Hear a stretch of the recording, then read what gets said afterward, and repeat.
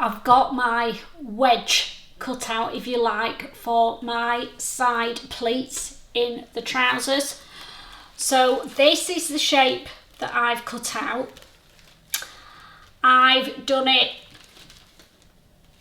it's on the fold. It's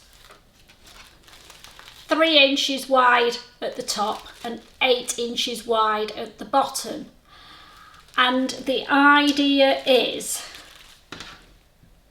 let's just pull one out.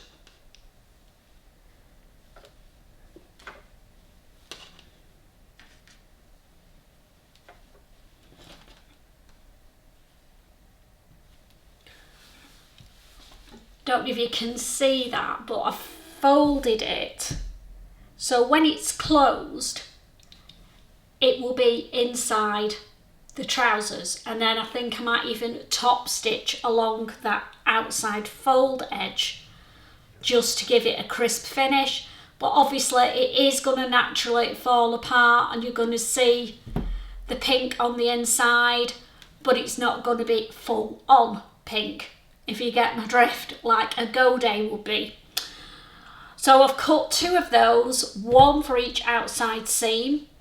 Now I have sort of guessed that they're going to start where the pocket finishes on the front, but to make sure I position them right, I'm going to construct the fronts with the pockets, and then I'm going to add these to the sides. So I'll get all that done and then I'll come back and let you know whether I still think it's going to work or not.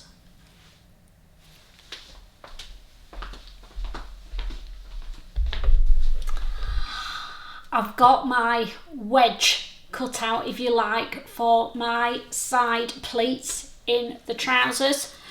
So this is the shape that I've cut out. I've done it's on the fold. It's 3 inches wide at the top and 8 inches wide at the bottom. And the idea is, let's just pull one out.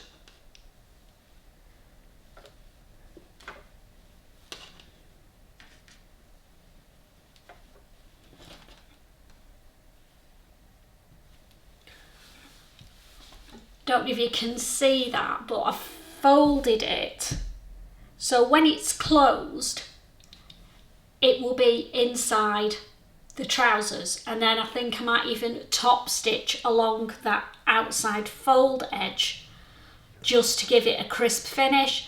But obviously it is going to naturally fall apart and you're going to see the pink on the inside, but it's not going to be full on pink, if you get my drift, like a go day would be. So I've cut 2 of those, 1 for each outside seam.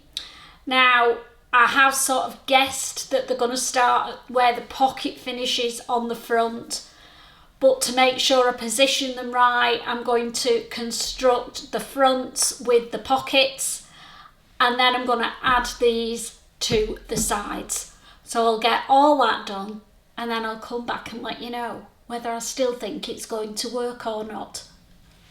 Okay, so this is where we're up to. I've done 2 of these, but I'm just going to show you one front. So we've got the pocket in there, which I did first, and then at this side we've got the huge triangle with a flat top added on to the front. So far so good. So what are we going to do next? Well, I'm going to attach that to the back leg, outside leg. Then I think I'm going to press the pleats in and bring this front together at the seam there, and then I can sew the bit of the side seam that comes up to the waist and hope that they look okay. Once I've done that, we've just got the inside seam and the crotch seams to do, and the waistband and elastic, and turn them up. So better get cracking, eh? I've just bobbed back on because I've finished the first pleat and it's worked. So what do we think of that? Now that's the front and that's the back, or the other way around, and then we've got the pleat in the seam there at the side. Oh, this is gonna be good. So I'm gonna crack on with the rest of it now, and then I will bob back at the end when the trousers are finished. Wish me luck. So that's the end of sewing for today. I hope you can see here my amazing saguaro pants that aren't saguaro pants that I've made. So a quick recap of how I've created that look. I measured from below where the pocket is to the bottom of the side seam, the outside seam, and I used that as the guide for creating my wedge shaped triangle. So this is what I ended up with. And that side is cut on the fold, and then you can see that that side grades out to create more room at the bottom of my trousers. But because I've done it as a pleat, it kind of doesn't feel like they're absolutely huge like palazzo pants normally do on me. I haven't got the height to carry them, but by putting a pleat detail in the side, it makes it so that I feel like I've got big floaty trousers on, but the look is actually a little bit more tailored. So I hope you've enjoyed doing the saguaro pants with me. Tomorrow I'm going to bob back and we'll tackle the top. Not sure what I'm going to do with the top. I kind of want to do the saguaro top because it's easy, but I like the top for the Andes set. I'm fancying doing that one. We'll see how much fabric I've got. I might have enough to do both. Let's see. So I'll see you in the blink of an eye tomorrow for more sewing shenanigans. See you later. Another day, some more bold sewing. So yesterday we made the saguaro pants and I put a pop of colour in the side seams.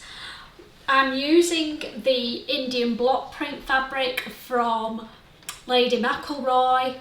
It's not actually going as far as I thought it would because when this fabric arrived it was quite narrow.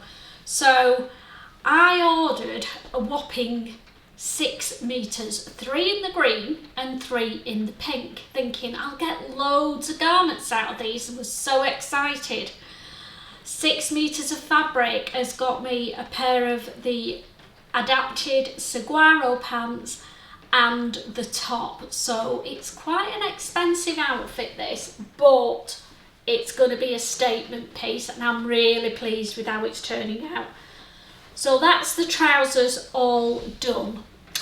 The top I'm going to do is from Pattern Emporium and it's their bubble sleeve top. So I've cut the top out in the pink, because you know, gotta love pink. I've done the short sleeve version. Now the sleeves on this blouse take quite a lot of fabric for the bubble sleeve element. So the inside of the sleeve I've had to cut out in what I had left of the green block print. You're not going to see it, but if anybody does by accident, at least it kind of matches. So it's all in the pink, apart from the inside sleeve and the neck facing. Now the neck facing on the bubble sleeve blouse is done with bias binding and they turn it to the inside, but I've decided I'm going to do it in the green and I'm going to have it visible on the outside, so I'm going to reverse the facing on the neckband and see what it's like. If I don't like it, I can always switch it back to the inside, but that's the plan at the moment. So there'll be a flash of green around the neck, all pink, pink and green palazzos. It's going to look amazeballs. I can't decide at the moment whether I'm going to leave the hem a floaty hem so that I can tuck it in or have it out. I'm going to do it that way. If I don't like it, then I'm going to do the hack that comes with the bubble sleeve top and put the elasticated waist on. I think I might end up doing that because I like to try and define my waist, even though I've not really got one, know what I mean? So I'm going to get cracking on that, and I will bob back at the end when I've finished this top. So see you for the final catwalk soon.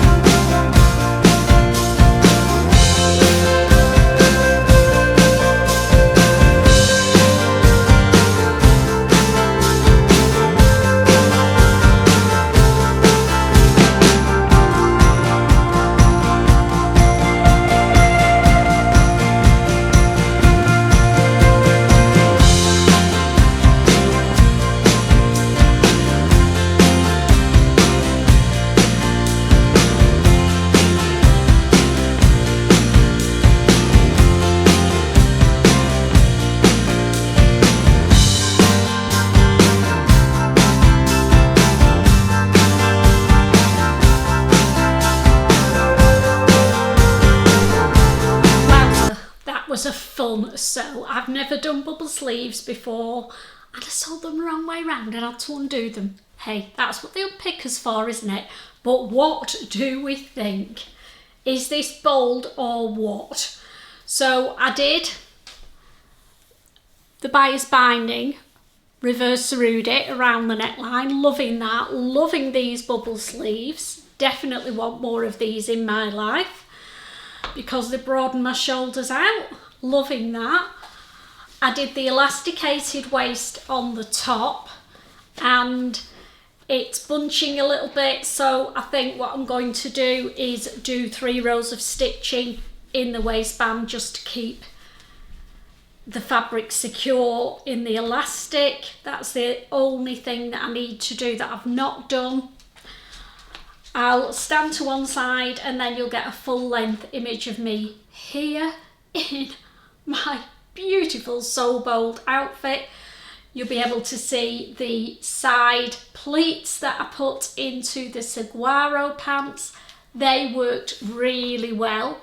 So just to recap on that, I made a elongated diamond shape with a flat top. The top of it was 3 inches, the bottom of it was 8 inches, and I did it the length from the bottom of the pockets and the saguaros to the bottom of the trousers, and then I sewed those into the sides. I put the pocket detail in first on the fronts and then I sewed those panels into the sides and then just sewed up the top bit to the front and back where the panel finished, and it worked really well.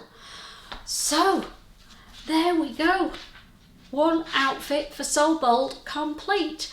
When you're watching this, it will have gone onto Instagram, fingers crossed, because I'll be going to, today is Thursday, Saturday I'll be going to my sewing social.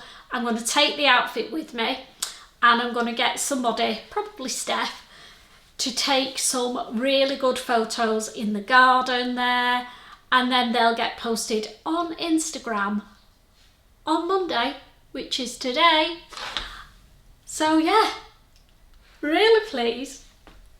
Really going to, this is going to be great on holiday. The hubster's just seen it and gone, oh yeah, which means, bloody hell, what has she got on? But you know what? I don't care. I love it, and if you love it and you feel good, you'll look good. That's my attitude anyway. Tell me what you think of my outfit. Can I get away with it at 61? I think he thinks I'm trying to be 21. But hey, you know what? Wear what you want, be you, and enjoy life. So if you're going to make something bold this month, then put it on the Instagram and tag Beckett in it, what Beck sews, and use the hashtag that I'll put at the bottom, and you'll go into the draw to win some amazing prizes. So I'm going to go now. I'm really bold. I've been really bold making this because it's been in my head for such a long time, and I bit the bullet. Thanks Beckett for pushing me out of my comfort zone. Your challenge made me make this, and I'm hoping to go on many holidays and take it with me. Take care guys. Bye.